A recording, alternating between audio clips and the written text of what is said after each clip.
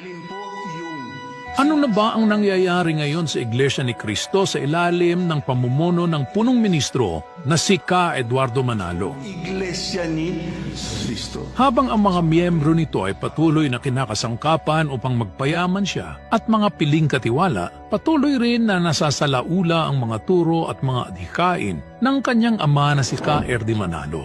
Ginagawa nilang mga bulag, pipi at bingi ang mga mananampalataya ng iglesia at gumagawa ng mga bagay na salungat sa mga aral ng Diyos. Malinaw ang aral na ibinahagi ni Ka Erdi Manalo na nagsabi na ang Iglesia ni Cristo ay hinding-hindi magkakaroon ng utang at hinding-hindi magsasanla ng ari-arian.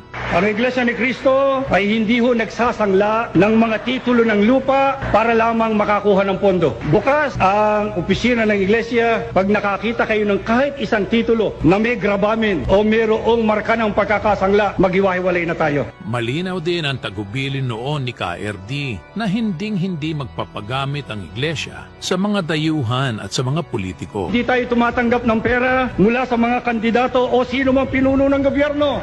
Ngunit sa ilalim ni Ka Eduardo Manalo ay nabaon sa utang ng Iglesia. Marami ring ari-arian nito na ang ilan ay mga malalaking prime properties ay naibenta o dili kaya ay nakasanla. Public record ang mga yan at hindi gawa-gawa. Ang masakit ay galing sa dugo at pawis ng mga kaanib ang mga ari-arian na pinagbebenta at ipinagsasanla ni Ka Eduardo Manalo habang ang kanyang pamilya at iilang katiwala ay namumuhay ng marangya. Lumalabas na umutang ang pamunuan ng Iglesia ni Cristo ng 1.3 billion pesos na lumobo hanggang umabot sa 4.8 billion pesos mula sa Metropolitan Bank and Trust Company at sa Asia United Bank Corporation upang maitayo ang Philippine Arena na hanggang ngayon ay lugi pa rin at hindi kumikita. Upang makakuha ng loan ay ginamit ng pamunuan ng Iglesia bilang collateral ang 61 ng mga ari-arian nito sa Metro Manila, Bulacan, Nueva Ecija, Cavite at Baguio. Isinanla rin ang 317 condo units na pag-aari ng Iglesia ni Cristo.